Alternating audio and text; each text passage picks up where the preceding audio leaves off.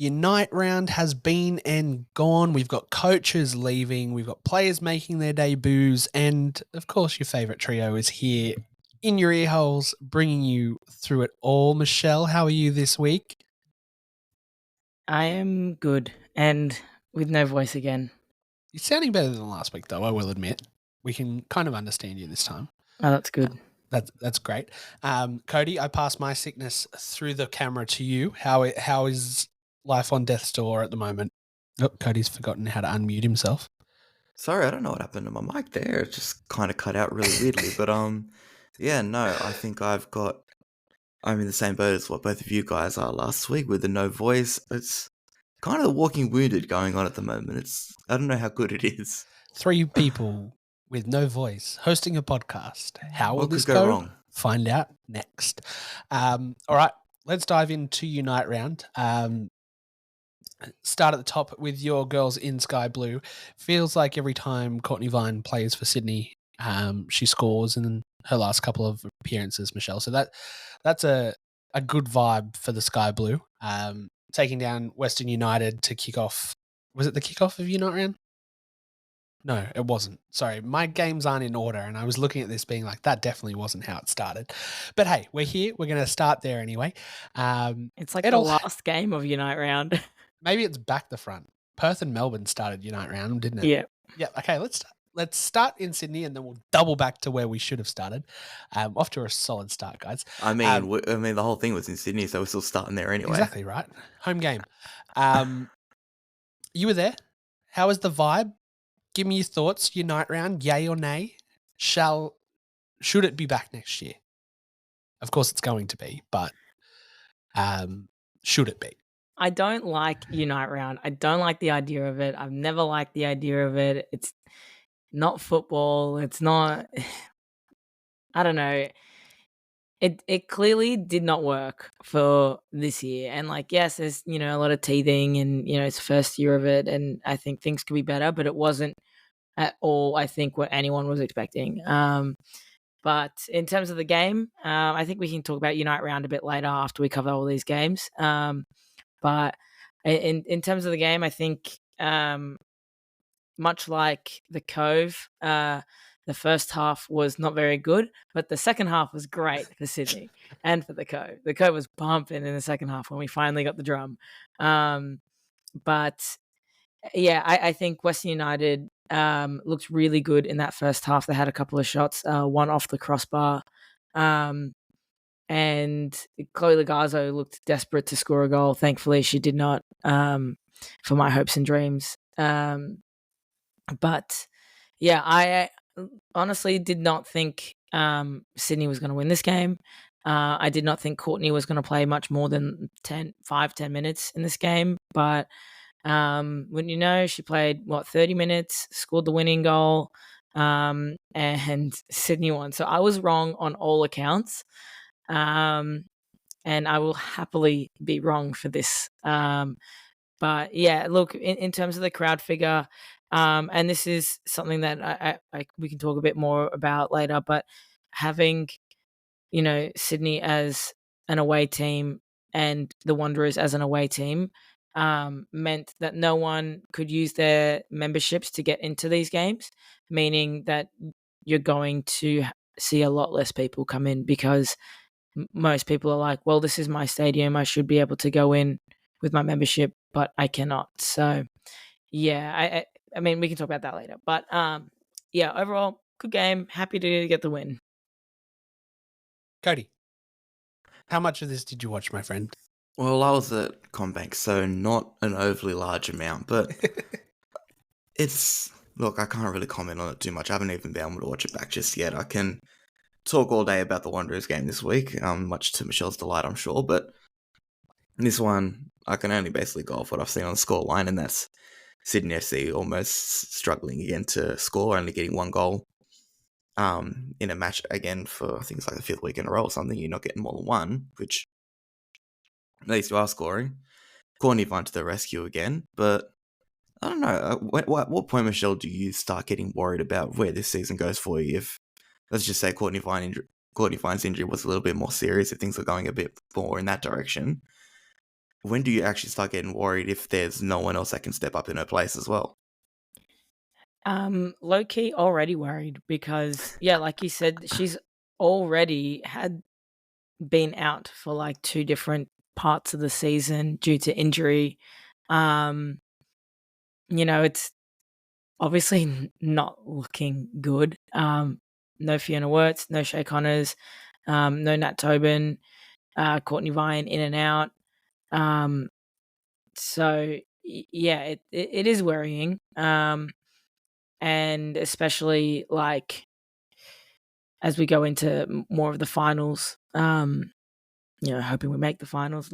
It looks like we'll make the finals. But yeah, I guess I don't know. I don't think we can do any more injury signings. So yeah, and then also something I forgot to mention as well. Ante Juric got a red card at the end of the game that no one saw. I had no idea. I haven't even seen reports of it. It was literally after the whistle blew, as everyone on the field is shaking hands, saying goodbye, whatever. I didn't even see it happen. Was it definitely a red? It was a red. It was straight red. Because the camera, so the commentator, so Robbie Thompson, he said on the commentary, he was like, "Oh, looks like Ante Juric has been shown a red card." It's like my biggest after fear is the like if whistle. he's got it mixed up with a yellow or something like that. No, it was a red, and So he even looked happy afterwards. yeah, well, of course he was going to be happy, but I believe he probably went over to Casey Rybelt and had a few choice words about the officiating in the match. So yeah, that's probably what it was. She probably didn't like it, and that was a red. And I think this is also a similar situation to what happened in the Brisbane Roar Jets game. The red card. I don't believe, from what I've heard, it wasn't about the Dogzo. It was about dissent. So it's sounding like it was dissent from Ante. God damn, Ante. Let's go. All right. We've let Michelle talk about her home team, Cody. Now let's talk about your home team. Not your favourite team, your home team. You were at the game to see Western Sydney take down a team that was looking strong, kept them goalless of all things as well. It's been very hard to stop the scoring boots of Melbourne City recently. What was this vibe like from your hometown perspective, Cody? Yeah, look, in terms of crowd and vibe, I don't know if it was much. Wanderers were actually the home team today, and from what I heard from the club, their members actually could get in even with the Liberty Pass, but I don't know how many people knew about that. I don't think many people clearly knew about that because I don't think the crowd was overly great, but I don't know how much I can even say the football was overly great. I think Wanderers, to an extent, were probably a little bit fortunate. I won't say outright lucky, but look, City missed the penalty. They hit the crossbar. They had a hell of a lot more chances than the Wanderers did. Wanderers, look, to their credit, were able to go forward, fashion their chances. Obviously not in the way they'd probably like to, but they definitely made a good account of themselves. I think it's the best compliment that I can give them. And, as much as their goal may have been fortunate, mistake by Prue at the back, in some ways you do make your own luck in those regards. So Wanderers, they are a very good pressing team. I don't know if it was a mistake they forced, but they definitely didn't make it easy for City to play out for a lot of that game. There were times that City broke the press. Laura Hughes, definitely a big factor in that. But look, Wanderers should be happy with themselves. You get a win no matter how it comes against a side like Melbourne City. I don't think you're going to look at it and go, oh, well, we didn't do this, we didn't do that. We should have done this better. City will still be able to do this. You take the 3 points and run in that regard, no matter where the game is, even if it is at home. 100%. To 2 travelling teams this week, let's jump to Brisbane Newcastle. Newcastle getting the dub. Let's go. Serena Bolden is looking really good. I know she's not an Aussie. I sent in a group chat, is there any way we can make her one? Because she is flying with goals. Michelle, you mentioned the highlight of this game, which was the red card. And Tamika Yallop scoring an own goal as well. So other than that, on her 150th appearance, right? Yikes! So many things. A lot of second half goals this week as well. It sounded like the first half of nearly every game was very either hard fought or dull. You can choose the word that you want to play to whatever games you watch this weekend. But 3 goals in a half, plus a red card in Brisbane, Newcastle. Newcastle are looking good, but I am assuming that the coming weeks are probably going to be tough with the news today that Gary Van Egmond has officially departed the club for China. So a bit of a shake-up in the coaching there, which can either work or it can cause dramas. With news that's literally broken in the last hour, Cody, your opinion on this game and GVE leaving?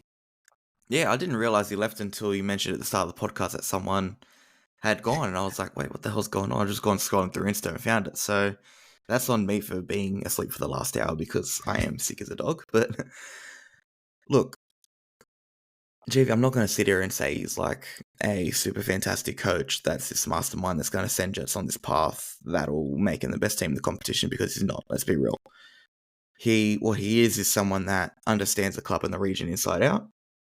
You lose a bit of experience, a bit of knowledge in that regard, yes, but if you can bring someone in that still has an understanding of the female landscape in Australia, even if it isn't particularly Newcastle, you can get someone in that has a bit of pull power to bring good players in, even if you can get good foreign players in, although I don't think Newcastle's foreign contingent's really the issue this season. Izzy Ninor, fantastic keeper. I got to have a chat with her after the game. Seems like someone who's really bought into the area as well and has a real love for the club. So, yeah, fantastic signing there. But yeah, look, I'm not going to sit here and say it's disastrous for Newcastle. Well, the timing may not be good, but I think the timing would have been a lot worse if it was when it was originally reported, when Van Egmond was about to finish up her stint too. I think losing both of them would have been a not so good situation for him. But Van Egmond's gone. You've had a bit of time to, you never know, maybe they do have a bit of belief in themselves. They can see through this period. And look, they have days where they can play some really, really good football. So I'm not going to completely count them out. But yeah, I think the next, like you said, Josh, the next few weeks are probably going to be fairly important in that regard. How hard does this make their top 6 challenge, Michelle? I think losing a coach in the middle of your season is always going to be difficult. So I think it'll be a challenge, I guess. They've got good players and they've got a decent team, but I guess it depends on how hard they can bounce back. Without the coach, they've got Sydney next away, Mariners, Wellington, Western Sydney.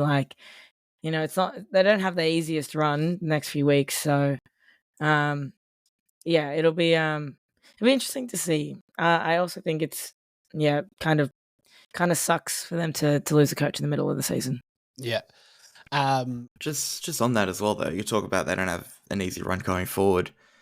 The reality is, unless you're playing Canberra or Adelaide, and I don't even know how long I'd put Canberra in that conversation for, I don't know if there's a combination of teams that you'd look at and go, oh yeah, they do have an easy run. Like, every team in this competition has some form of danger element about them.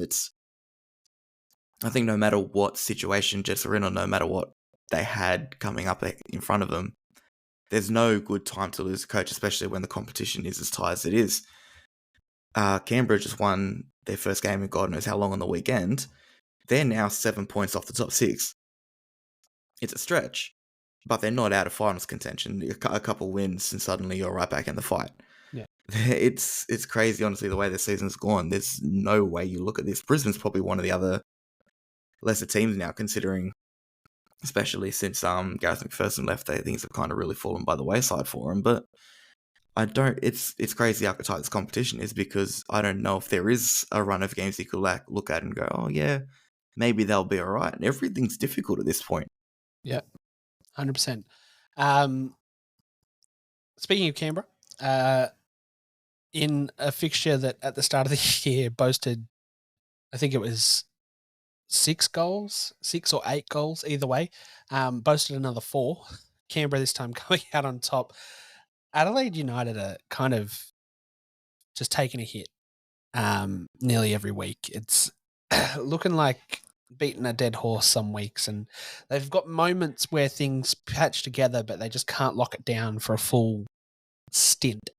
From what I can see, it's very disjointed, and then all of a sudden it clicks, and then it just unclicks straight away.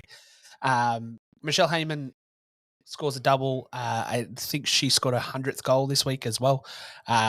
So huge. The photo of her holding her own mask and celebrating was absolute choice. Izzy Hodgson on the other side, scoring Adelaide's lone goal. How are you feeling being an Adelaide fan right now, Cody? Are you sure you don't want to be a Western Sydney fan?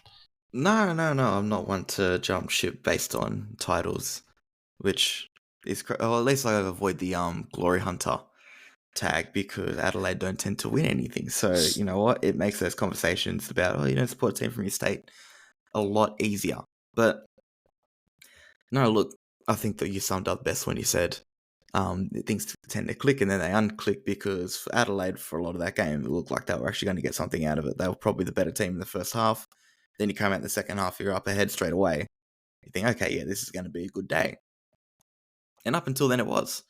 And then Michelle went, no, I want to score today. I want my 100th goal.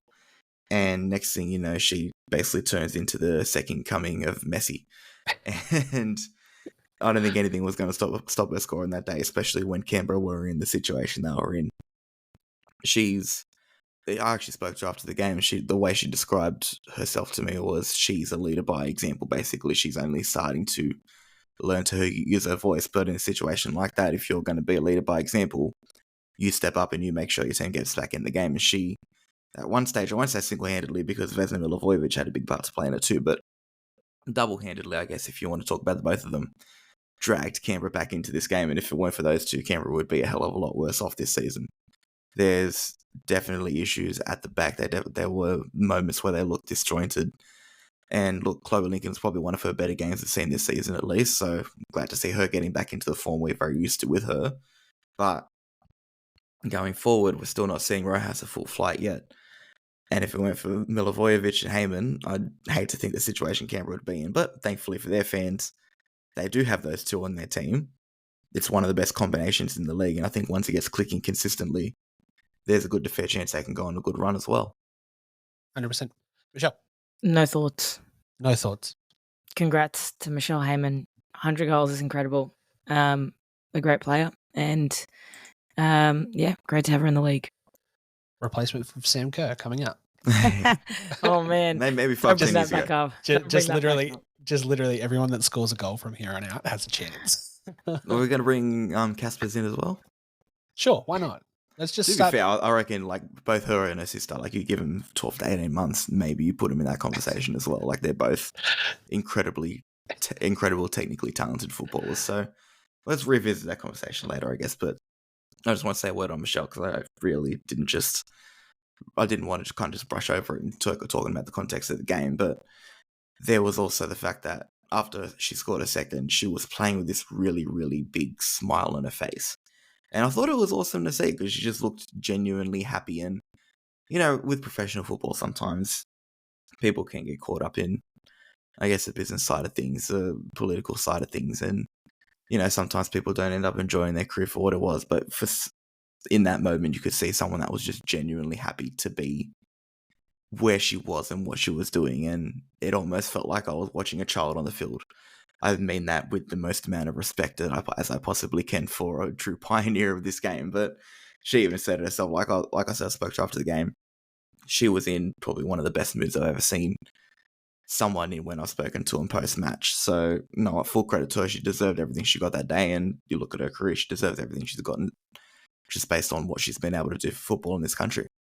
You score 100 goals, Cody, and tell me you wouldn't be running around like a child. Oh, yeah, no, 100%. Like, she's well within her rights to be doing that. I'm definitely not knocking that part. But, like, that's what I mean. Like, I was watching almost like a 9-year-old child on the football pitch. That's probably what was going through her head. She was probably thinking back to when she was that age. So, it's understandable. And you know what? When you score 100 goals, you've probably got more than enough rights to be running around a football pitch while you're trying to see how to win with a big smile on your face. Even when she was losing balls, she was sitting there kind of laughing like, I've just got 100 goals. Who gives a shit?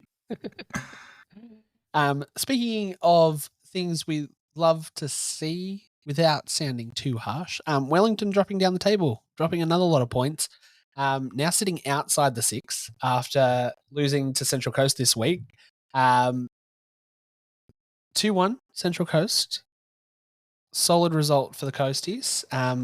Wellington just hitting a little run of form. I know that was a bit harsh to all my Wellington supporters. I know it was very harsh. I know you guys are listening, but it's been a rough couple of weeks, and that's okay. That's okay. We can turn it around. Peter Trimus getting on the score sheet with Roller Batawea on the Central Coast side of things. Just looking, this was like a mid-table clash, and people needed points. The Coast pulled closer to being near that bottom of the 6, and then Wellington went from top to mid in the blink of an eye.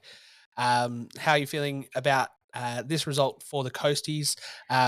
Seeing photos of Kaya Simon in training as well, so it looks like she is back soon.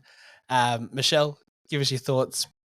And Mate, they say that she's coming back every single week. But there were photos, Michelle. And they say that she's in the squad every week. She's always there. She's always around. But until I see her actually on the bench and ready to play, I'm not going to believe that she's playing that all this season. So, she can take their money. That's fine. The rest of the Mariners team will, do the hard work for her. But yeah, good for the Mariners to get the win. Roller Batawea has been in some pretty decent form, I'd say. I think she's it's been great that she's playing this way with the Mariners this season. So, and Emma Main as well, I'd like to point out, has been actually really good for the Knicks. Obviously, she got the early goal, but I think she's one of the younger ones, isn't she?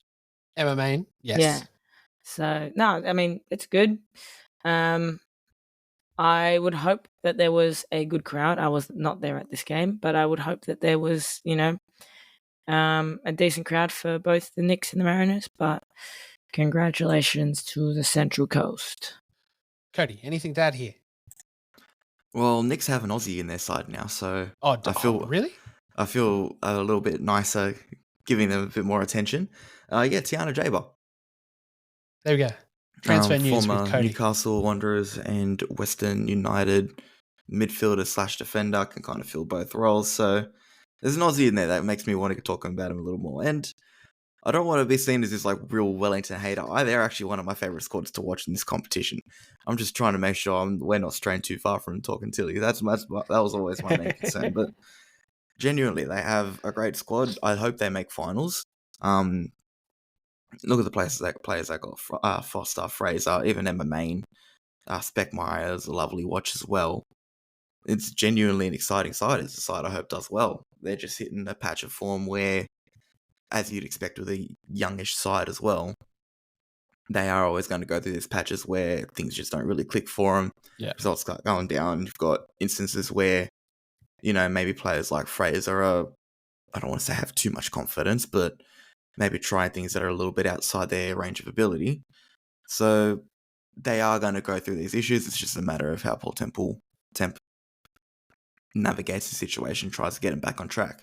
Mariners, on the other hand, are another side that I hope makes finals. There's about 10 sides or 11 sides in this competition that I want to see make the final series. So I wouldn't read into that too much. But no, Mariners, and even with a few players starting that maybe we haven't seen too much of this season. Shadeen Evans, Peter Trimus actually starting. I know she started a few games here or there, but she's not always an out-and-out starter.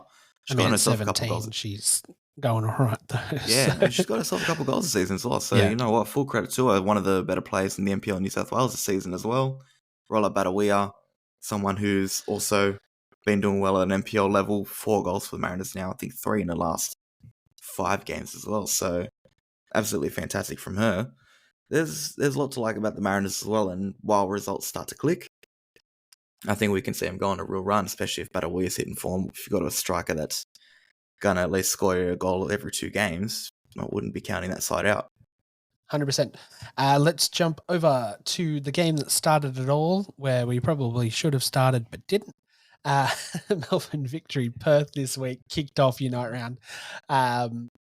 Melbourne scoring 2 goals, but splitting them across 2 teams, with Jamila Rankin netting an own goal. 2 own goals in 1 round. What are the bets? That's the beauty of Unite round. You're not only scoring for your own team, you're scoring for the other team as well. We're all united in the one cause. Exactly. See? Big news here. Emily Glennick makes her return after extended period on the sidelines. All in all, Perth kind of, I think they've stumbled over the last couple of games as well. So hopefully they can kind of shake the cobwebs. But Melbourne victory have kind of turned things around from how they started the year. Now looking like that team that on paper we expected to come through. Pulling a point when it probably should have been 3, but hey, we won't hold it against them. Thoughts here on Melbourne victory? Cody. Look, their form's probably turned around a little bit. I wouldn't say they are where they want to be, though. They're still 8th. They're still outside final series. If it was this time last year, they'd be even further away from a final series. Saying that, they're the same amount of points away from 6th as they are 4th. Such, as I said before, is the nature of this competition. It's so tight. So, look, a point, you can't even say it's at home, even if they were the home team. They've got something out of this game against second place. On paper, it's good. But no Melbourne victory, they probably want 3 points. We're hitting the halfway point of the competition. They don't want to be languishing this low for much longer. Signing someone like Chidiak's a signing of intent. You don't sign someone like Chidiak and go, oh yeah, we just want to make finals. You sign someone like Chidiak because you want to go and win the entire competition. Yeah. And fair play to them. Chidiak's slowly starting to get involved again, from what I could see, looks like she was the best player on the pitch in that match as well. So you're getting what you need out of her. I'm sure goals and assists will follow soon enough. But yeah, I think victory will want things to start clicking a lot better, a lot sooner rather than later. 100%. Michelle, anything to add here for our final game this week? I did not watch, so not much to say. But yeah, I mean, Sydney didn't have the greatest start to the season either, and they've, they're sitting in 3rd now. They've turned it around. Yeah. There's still time. Victory can turn it around. They're literally like 4 points behind Sydney. So Cody mentioned earlier, it is a very tight competition. Like anyone can still make that finals spot. So, yeah. I think you guys have nailed it though. Happy days. Have I missed something about Lydia Williams? Is she out injured or she was not in the squad at all this week? Watch this space. Dunno. There we go. All right, let's jump over to the UK because there was some debutantes this week, some games played in the FA Cup over there. So let's start. Where did I want to start? Let's start with Leicester. Downing Derby 4-0. I think both Courtney Nevin and Remy got on the park from the bench, which is a good sign for both of those. So hopefully that's some good starting for Remy to get back into the starting lineup. Fingers crossed. Arsenal, without 2 of the Aussies this week. Kyra came off the bench. Caitlin started and got substituted on, but Catley, I believe, was away on personal stuff. Dominant display from the early whistle. We're just going to fly through this, guys, because it's FA Cup. It's not league stuff, and we haven't really been capturing the FA Cup much this year, so that'll be something we look at next year. Micah gets the starting goal for Liverpool against Bristol as they win and go through. Mary Fowler scored for Man City in their 4-0 win over Durham. Yep, that's all there. Happy days. Big news. Let's go. First start for Charlie Grant and Lily White as Tottenham get up 3-2 over Sheffield. Good to see Charlie not only getting that move to England, but getting straight in the squad and getting game time straight off the bat. Wearing number 2, good vibes. In the other side, Kat Gorry also starts and picks up a yellow card and a substitution. We don't have to cut, like, it's going to be weird not covering Chelsea for the next couple of weeks, guys, now that Sam's out. It's going to be really weird. I don't think it's just the next couple of weeks, though. Oh, no, it's not the next couple of months, but that's a different story. In France, did we cover this? No. Lyon beat Paris FC 1-0 to keep their kind of title race in things. Lyon, oh no, it's not even close. Lyon are clear by 11 points at the moment. That changed real quick. PSG and Paris FC split on 25 with Montpellier actually right there as well on 19. So a little bit closer in France this year, but Lyon look like they're absolutely running away with things. Nothing happened in Spain, I don't think. I think Real Madrid had the week off because we covered the game that they played last week because it happened just before we recorded. So yeah, that is the week. I want to throw something at you guys real quick. There's been a lot of chat around my social media that I've been seeing about this alternate universe where people think that we're going to use Sam in the Olympics. There's been mainstream media and fans alike have this really huge idea that, hey, we did it during the World Cup. We've got a smaller squad, but let's bring her just in case we need her. And it's gotten to the point where it's kind of starting to infuriate me because it's like, hey, like, didn't really work that well for us in the World Cup. We kind of got lucky at some points and we just happened to have that core squad that we didn't, well, Tony decided we didn't need substitutions. But Cody, you started laughing. I'm guessing you've seen the same things that I have. What is your reaction reading this stuff? Because for me, it's like there's a glimmer of hope, but I'm also like, I've already parked that whole bus and gone, cool, we need to find someone else to fill that slot. I'm not sure if you've seen this, Josh, but there was, I think it was about 7 years ago when the Mariners, and they didn't have a women's side at this point, but they were very much a basket case of a football club. No offense. And I don't think they were paying security a lot, but someone in, I think it was an Australian rugby union shirt, managed to jump the barricade, get on the field, and when he got on the field, people realised he was in a moon boot, had crutches, and was celebrating with his crutches in the air. That is the only way Sam is getting to the Olympics, if someone decides, oh yeah, let's just let her run on with all her medical equipment. That was so funny. Iconic moment. Iconic. Wearing a Wallaby shirt. Not even a Mariner shirt. Wearing a Wallaby shirt onto the field. That's the Australian Rugby Union team. I sound very un-Australian for not knowing that off the top of my head. But anyway, that's okay. There's too many animals. Too many animals. Yeah, I know. And frankly, I don't really care for rugby union too much. But it's a very complex issue. I'll be honest, like, I've reacted to this personally on my own platform. I won't say it's infuriated me to the point where I think you have, Josh. I just love a cheap shot at the media because I think it's hilarious when people that don't understand football try and talk about football. This is a clear case of it. People are looking at it going, oh, okay, they've done it in the World Cup. They brought in Kaya Simon. Why don't we just do it again? There's a few things that you've got to understand here, though. One, people do it in other sports. I think in NFL, you put someone in your squad as a kicker. We don't have kickers in football. You got to do everything. You don't have a separate team for attacking and defending. You don't have specialist roles.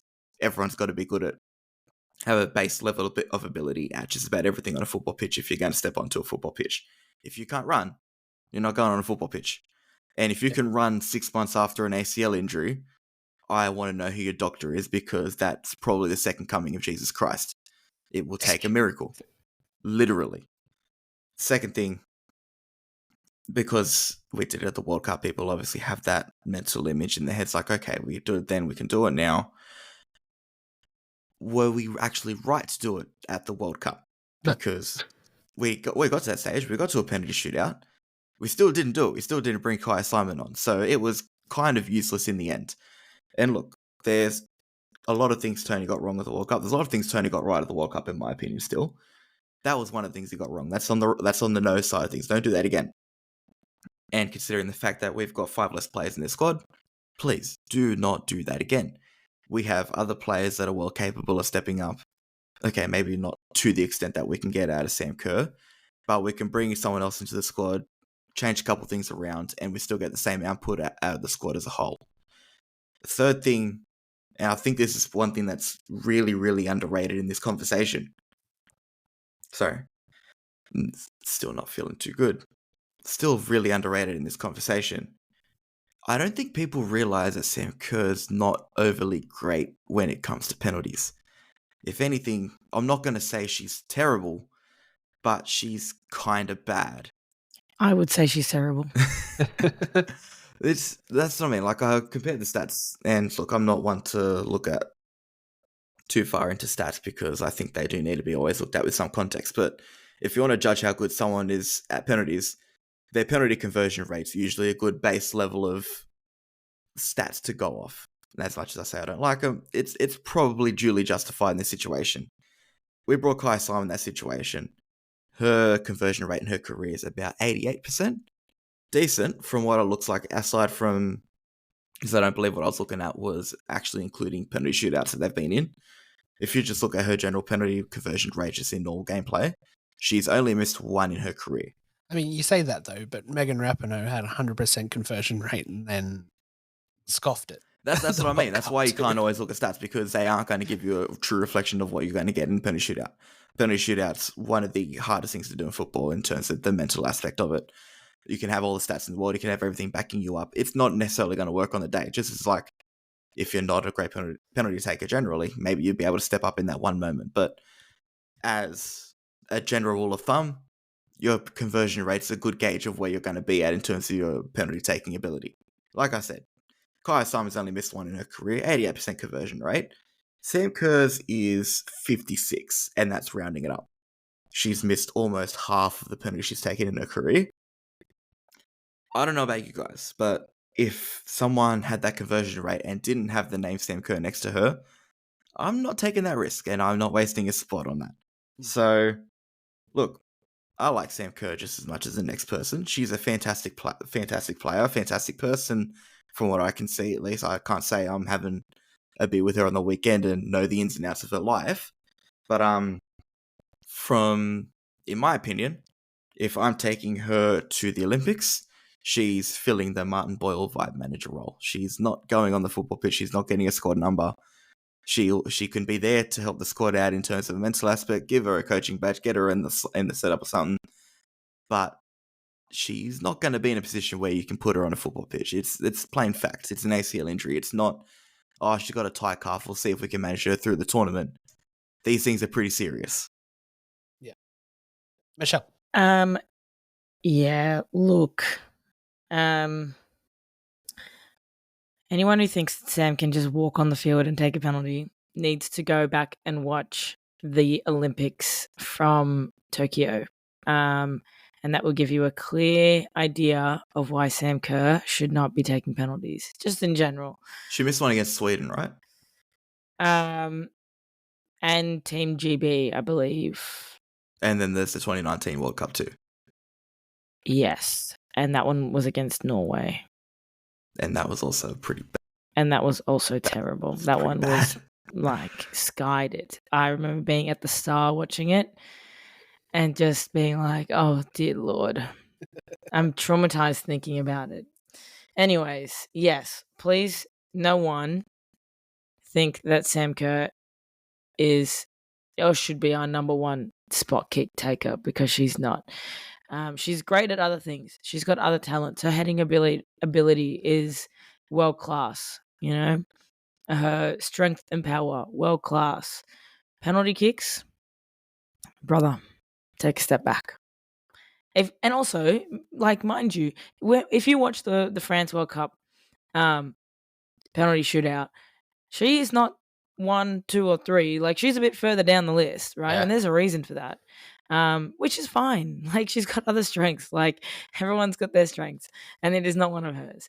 Also, we should not be pushing players to rush into things ahead of after an ACL injury. Let them recover properly. Otherwise, it's going to be bad for long-term Yeah. injury. And So you're talking about, like, there's already an aspect that she's not the best when it comes to that situation. Imagine if you've done your ACL, and let's just say in some mythical, magical land, Tony does take her to take a spot kick. Imagine, first of all, I hate when people get subbed on to take penalties because 90% of the time it doesn't end up working. I can use England's Euro final in the men's as a perfect example of that. They shouldn't have brought subs on to take penalties. I hate it when it happens in football, no matter where it is, no matter who it is. It could be happening to a team against me and playing in my favour. It would still piss me the living hell off. Imagine taking someone to a tournament for that specific role while they're already injured and then subbing them on in that situation. Imagine the mental pressure that's on you in that moment. Yeah. And imagine if you miss. That's all I'm thinking. Imagine if you build it up like, yep, Sam Kerr's done her ACL 6 months ago, but we've got her here to take a penalty. We get to a quarterfinal. Let's just say we get to a semi-final. It's our first chance to make a final of an Olympics in our history. You bring Sam Kerr on. She's got to take penalty to maybe keep us in, and she misses. Imagine how stupid everyone looks in that situation. And in all honesty, take away the fact that she has a poor record. If you put her over the penalty spot in that situation, anyone would probably miss. Yeah. It would be a waste of time. It would be really stupid, and it would be counterintuitive for us. It sounds harsh, but that's kind of the truth, unfortunately. The more I kind of sit here and listen to you guys talk, the more I realize what I've seen that's actually pissed me off. And I've had a few people reach out, a few friends be like, oh, it sucks that Sam's out. Yeah, cool. And then the conversation turns to, oh, we can write off the Olympics. I'm like, no. We reached the semi-final of a World Cup without Sam. Yes, she played minutes here and there, and she scored the wonder goal against England that didn't do anything but give us a little bit of hope for 10 minutes. But this squad can do it. Like, it's more than just one world-class player. We've got now, I think there's 13 or 14 Aussies playing in the top league. And then you look at France, another there. So pretty much the 18 that we could take are all playing in the penultimate leagues in the world. It's not a one-man or one-woman show. And even if you're taking someone from the A League, it's going to be one of the upper echelon in the competition as well, which from everyone that you could speak to in football, the A League is of a decent standard. If you're taking the best player in that competition, you're not doing yourself any harm. 100%, especially if they're putting balls in the back of the net. Yes, they on might one not leg. Be they might not be huge, dramatic, turn a Millie Bright inside out and smashing it over her head and catching Mary Hopes off guard goals, but they're going to be important, timely, and sometimes unexpected, which is something we all need to keep in mind. Losing Sam does not mean the World Cup, the Olympics are over for us. One, we've still got to qualify for the Olympics. We haven't even done that yet. So let's get past Uzbekistan first before we can even look towards Paris. And then we can panic from there if we do so wish. Let's look ahead as to what is coming up in the world, my folks. Wait, can I just butt in for a sec? Two things on that. One, look, I know we shouldn't sit here and say our chances of the Olympics are over because Sam Kerr is injured. Losing the best footballer on the planet or second best footballer on the planet, it's going to be a blow to anyone. I think that's something that probably should be prefaced. Australian sports people are very reactionary in that regard, though, where one thing happens and suddenly the world's ending. We're not going that far. We're probably somewhere in the middle where, yeah, look, it probably does dampen our chances a little bit, but if we play our cards right, we'll do just as good. Playing our cards right is the difficult part. You've got to have faith in who's out there at the end of the day. You have someone like Mary Fowler step into that role. She's a quality player herself and someone that the Australian public should be familiar with, considering she's slapped over the front page of every newspaper simply because she has a famous boyfriend, which that's another conversation in itself. But I don't want to sit here and say, oh, we're going to be 100% okay without Sam Kerr. It's still slightly worrying, but I'd still have faith in the 18 that we take. You said it as well, we've got an abundance of world-class players. The team isn't just Sam Kerr. Yes, it's a blow, but it's not the end of the world either. There was something else I was going to say. Yes, the Olympics, qualifying for it. We haven't qualified yet, but I'm just going to make one comment on this. If we don't beat Uzbekistan over 180 minutes, Tony Gustafsson really should be on the very first flight from Melbourne to Stockholm. And if there isn't one, make one and get him the hell out of here. Because if we're losing and getting knocked out to Uzbekistan, with all due respect, out of respect, we probably shouldn't be saying we've automatically qualified for this tournament, but we are, on paper, significantly better than them. And we should be doing everything that we can to show that we are. It's not arrogance, it's almost fact at this point. But it's also about going out and showing them I'd want to go out there and actually put on a ruthless display in the ilk that we did against Philippines. That's what I want to see from this game. I want to see us go, we're moving into a stage where a lot of sides in Asia shouldn't scare us, shouldn't intimidate us, and we shouldn't be looking at going, okay, side's on a good run of form. Let's be wary of them. It should be, okay, this side's on a good run of form. Let's show them who the real leaders in this continent are, because that's what we are. We are the best team in Asia. We should be showing that to a good extent. 100%. I did miss a little bit of news before while we were going to the UK. Millie Borton has signed or has been transferred to Ipswich Town. This was one that confused Cody way too much for what it should be. Essentially, I've never seen it in football before. Like, was it a dual agreement? A dual agreement. So essentially, she's getting paid by Tottenham to play for Ipswich. That just sounds like a loan move. Yeah, a loan move that the loanee club doesn't pay the wages for.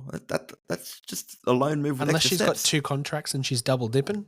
Good on Millie. Unless she's still playing for Tottenham's youth team every now and then, or training with them if Ipswich has a part-time setup and they're not training full-time. I don't know, but she made a debut for Ipswich as well in the FA Cup. Bench. Exactly, that's what made me think of it. Let's look at actually open mic time. Michelle, do you have anything that I've missed this week that you want to add in? Tilly 2 cents is what we're going to call this little segment of the show. I was just going to say, if maybe if anyone wanted to give their thoughts on Unite Round in general, I mean, for me, again, like I said earlier, it's not something that I personally enjoyed. I didn't care for it. It was never something that I was in agreement with. Yes, it is better than the grand final decision, but not by much, in my opinion. It's still a money grab. It's still anti-football, in my opinion. Maybe that's a bit harsh. But yeah, for me, didn't like it.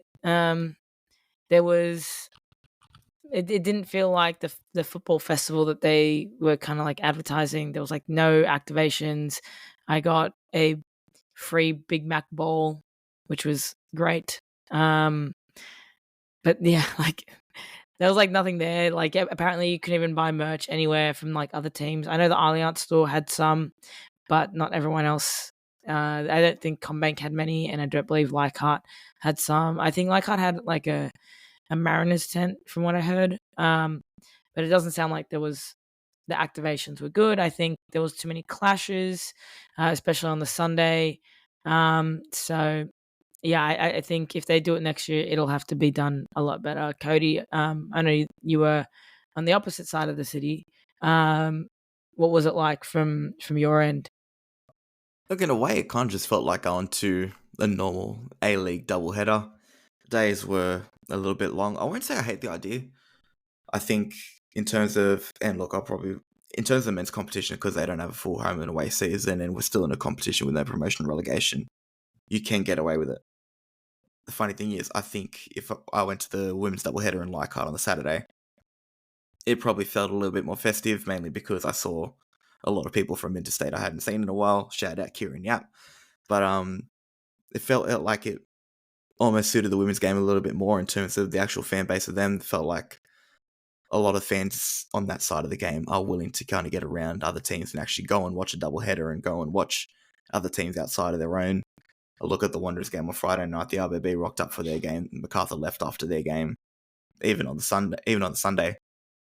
it was probably the same crowd for both games, but it was two completely different sets of people. So there are instances where I don't think people really bought into the weekend. It could have been because there wasn't a lot going on outside of the matches. Maybe that's something the APL need to revisit. If there's one thing as well, I'd say is probably don't do it in the middle of summer because they've got both extremities of either being really, really hot or pouring down raining. But I wouldn't be surprised. Has to be summer. Has to be in the school holidays. Our league's in summer. There's no other time that they can do it. Oh, I'd do it. Oh, actually, if you guys shout out Antonis Pergonis quickly, an idea that he's been kind of putting on all weekend is if you do it for round one, where people have been kind of football starved. You go into a new season, everything's in the one place. People are going, okay, yep, I want to go watch the opening round. No, It's that an would idea. suck. It would suck because people want to watch their opening round in their home stadium. Well, teams are going to be away anyway, so they're not always going to get that. Someone's at home. I don't know. Look, it's not a perfect idea. I'm happy to do it in the meantime. Eventually, look, my dream for this country is that we have proper footballing pyramids. When you get to that point and you're doing proper home and away seasons, you can't have something like this. I enjoy going and watching football with people that I don't see very often. That's a part that I'll take on. It's not something I'd want to see long term, but in the short term, there's ways you can do it that'll make it good, and I'm more than happy to keep it going in that time. Statistically, reported attendance through the gates for this weekend was 47,500 in comparison to both the grand finals combined last year, drawing in 36. I mean, you are comparing 2 games to 12. Yeah. So there is that context you got to put into it. But look, people are generally happier with it. People are more than happy to travel for it. People have more reason to travel because their team definitely will be playing. And look, it may be a thing that's more relating to the diehards, but there are people that are happy to go and watch other games and actually get involved in the weekend. So I won't look. Crowds are one thing, but everyone that I've kind of spoke to over the weekend, and I don't know if you had the same experience, Michelle, a lot of people that I spoke to had fun. There's a building block there. They probably just need to make it a little bit more festive next year if you want to keep it going and actually make it a somewhat of a tradition. I think people had fun, but I think people had fun because everyone hates Sydney.